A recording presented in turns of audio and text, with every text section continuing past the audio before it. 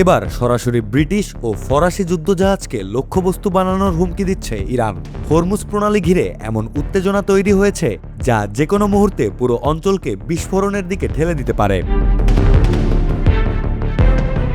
ইরানের বার্তা, যদি পশ্চিমা নৌবাহিনী হরমুজ প্রণালী খুলতে সামরিকভাবে হস্তক্ষেপ করে তাহলে ব্রিটিশ ও ফরাসি যুদ্ধজাহাজও হামলার মুখে পড়তে পারে।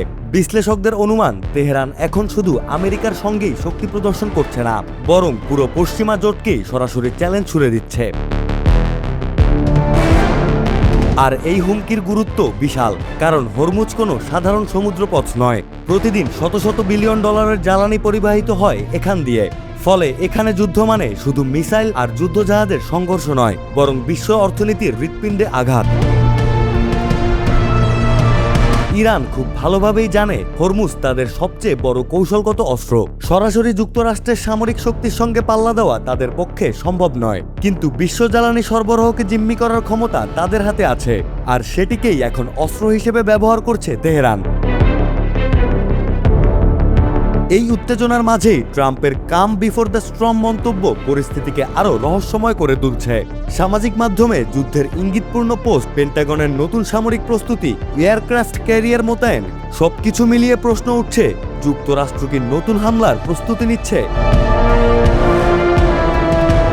অন্যদিকে ইসরায়েলও থামার কোনো লক্ষণ দেখাচ্ছে না। দক্ষিণ লেবাননে হামলা অব্যাহত রয়েছে। তেল আবিবের দাবি, হিজবুল্লাহ এখন বড় হুমকি। ফলে যুদ্ধবিরতি কার্যত কাগজে থাকলেও বাস্তবে আকাশে এখনো ড্রোন, যুদ্ধবিমান এবং মিসাইলের ছায়া। সবচেয়ে উদ্বেগজনক বিষয় হলো এই সংঘাত ধীরে ধীরে পুরো অঞ্চলকে টেনে নিচ্ছে। লেবানন, পারস্য উপসাগর, হরমুজ, এমনকি ইউরোপীয় নৌবাহিনীও এখন সরাসরি ঝুঁকির মধ্যে। অর্থাৎ এটি আর শুধু ইরান বনাম ইসরায়েল সংঘাত নয়, এটি এখন পশ্চিমা জোট বনাম ইরানের শক্তি প্রদর্শনের রূপ নিচ্ছে। বিশ্লেষকরা বলছেন, ইরানের এই হুমকির পেছনে দুটি উদ্দেশ্য আছে। প্রথমত, পশ্চিমা বাহিনীকে ভয় দেখিয়ে সামরিক হস্তক্ষেপ কমানো।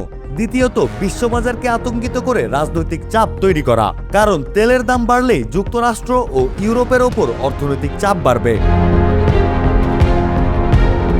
কিন্তু এখানেই সবচেয়ে বড় ঝুঁকি। হরমুজে যদি একটি যুদ্ধজাহাজেও হামলা হয় তাহলে পরিস্থিতি মুহূর্তেই নিয়ন্ত্রণের বাইরে চলে যেতে পারে। কারণ তেহরান শুধু যুক্তরাষ্ট্র নয়, ব্রিটেন ও ফ্রান্সও সরাসরি যুদ্ধে জড়িয়ে পড়তে পারে।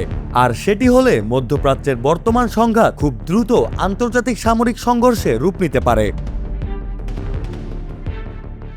বর্তমান পরিস্থিতি দেখাচ্ছে মধ্যপ্রাচ্য এখন এমন এক বিপজ্জনক পর্যায়ে দাঁড়িয়ে আছে যেখানে একটি ভুল হিসাব পুরো অঞ্চলকে আগুনে জ্বালিয়ে দিতে পারে। আর সেই আগুনের ধোঁয়া শুধু মধ্যপ্রাচ্যে নয়, পৌঁছে যেতে পারে ইউরোপ, এশিয়া এবং বৈশ্বিক অর্থনীতির কেন্দ্র পর্যন্ত।